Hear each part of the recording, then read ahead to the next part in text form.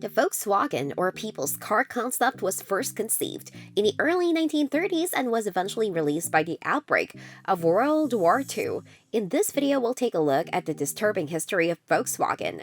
The Nazi regime had a strong influence on automobile manufacturing in Germany, as it did on many other industries. The German General Automobile Club expelled Jewish members in 1933, mirroring the regime's anti-Semitic policies. Following Kristallnacht in 1938, Jews were denied the right to drive automobiles. Nazi dignitaries gathered near Fallersleben in northern Germany on May 26, 1938, to lay the foundation stone for the Volkswagen Works. Führer himself was present, predicting that this Volkswagen, dubbed the Kraft Deutsche Fruchtwagen or KDF wagon at the time, would become a symbol of the National Socialist People's Community. The Volkswagen plant eventually grew into a massive complex known as the City of the KDF car, with an annual capacity of at least 1.5 million cars. In reality, the plant had only recently begun small-scale production of the Volkswagen Beetle when the company halted civilian production with the outbreak of World War II. In the end, because Volkswagen went into military production, the vast majority of Germans who finished their savings books never received their long-awaited people's cars. The war posed a significant challenge for Volkswagen, as the plant was designed to produce civilian vehicles. It had never had a sufficient workforce since its inception. In search of labor, the massive Fallersleben complex quickly began to employ forced labor. Volkswagen was among the first companies to exploit the forced labor of Soviet prisoners of war. The factory employed a variety of categories of workers, including German employees and migrant workers, but also prisoners of war, concentration camp inmates, and in increasingly large numbers Soviet and Polish civilian foreign forced laborers known as Ostarbeiter. The company actively sought forced labor from the system of concentration camps. In 1944, a VW plant engineer went to Auschwitz and chose 300 skilled metal workers from the massive transports of Hungarian Jews. 650 Jewish women were also transferred to assemble military munitions. When the Fallersleben facility officially became a subcamp of the Neuengamme concentration camp, the official relationship between the Nazi concentration camps and Volkswagen was cemented. The Volkswagen plant housed 4 concentration camps and 8 forced labor camps in total.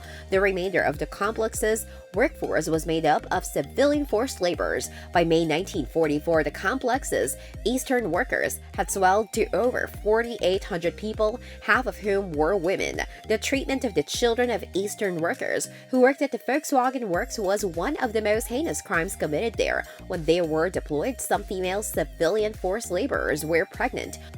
Furthermore, because the facility employed both male and female workers, pregnancies occurred as a result of labor relationships. Prior to 1943, pregnant Eastern workers, as well as those unable to work due to illness or exhaustion for more than 3 weeks, were simply returned to their home countries. However, as the war progressed, Fritz Sauckel, the German general plenipotentiary for labor allocation, reversed this strategy. Such deportations were impossible due to the Soviet Army's advance and the pressing need for all available resources to support retreating German lines. At this time, German officials began to establish the first nursery facilities for the children of foreign laborers. Such installations ostensibly provided a place for female Eastern workers to give birth and receive postnatal care for their infants.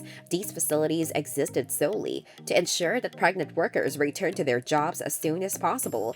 Unencumbered by their newborns, labor officials were unconcerned about the children's fate. The majority of these establishments had extremely high death rates. Infants died as a result of malnutrition, a lack of medical care, and neglect. Volkswagen executives established such a facility on site in February 1943, first in the barracks of its so-called Eastern camp. The maternity ward and children's home became the responsibility of Dr. Hans Korbel, the factory physician and overseer of Volkswagen's medical facilities. As the Allies advanced on the Fallersleben complex, some prisoners were evacuated and German personnel fled. The remaining prisoners eventually left the Volkswagen complex to loot the nearby town and seek out factory employees who had been abusive to workers. When Allied troops occupied the area on April 15, 1945, order was restored. Anton Pitch, the factory manager, briefly commanded a group of reserve soldiers made up of Volkswagen employees. He then fled to his father-in-law Ferdinand Porsche's estate in Austria, but not before transferring $1.4 million to his personal accounts. While it took a long time, corporate responsibility responsibility was acknowledged, Volkswagen hired renowned German historian Hans Mommsen in 1986 to write an independent history of the company, which he finished in 1996. The corporate history is quite transparent, particularly in terms of the company's activities during the Nazi period. In 1991, the company contributed 12 million German marks to former forced laborers from various countries. In 1998, the company reaffirmed its commitment to reparations by providing additional financial assistance to former forced laborers. In many ways, the company has been at the forefront of the German corporate reparations program. And with that being said, it's time to end our video. Subscribe to the channel for more amazing videos like this.